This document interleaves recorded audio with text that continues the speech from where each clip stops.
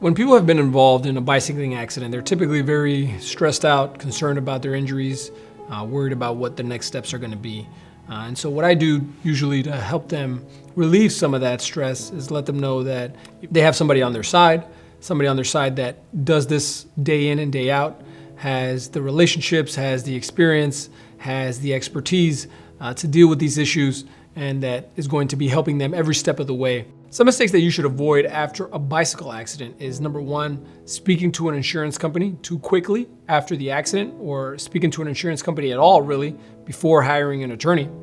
Number two is not getting the medical attention that you're going to need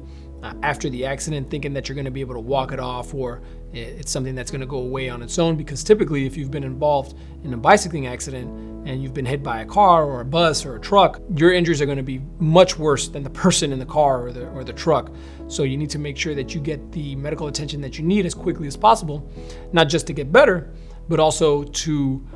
track the injuries that you have so that we can prove your injuries to the insurance company or to a jury if we have to take your case to trial. If you've been involved in a bicycle accident and you want to know how you should go about choosing an attorney for your claim,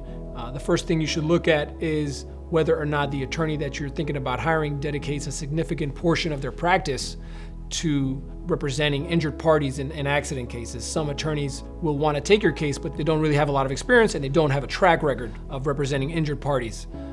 And you don't want to hire somebody like that because they don't have the experience. They don't know the ins and outs of the laws or the changes in the laws, the nuances in the laws, and that could, at the end of the day, greatly affect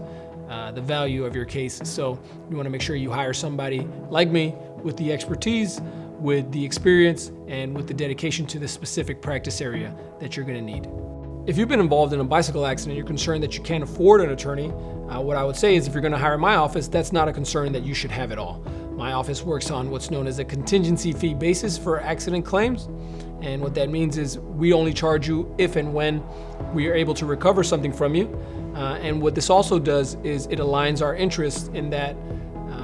because we're charging a percentage, we're going to try to maximize the value of your case as much as possible, because the more money you make, the more money we make as well. So we're going to do everything we can to get you every single dollar that you deserve.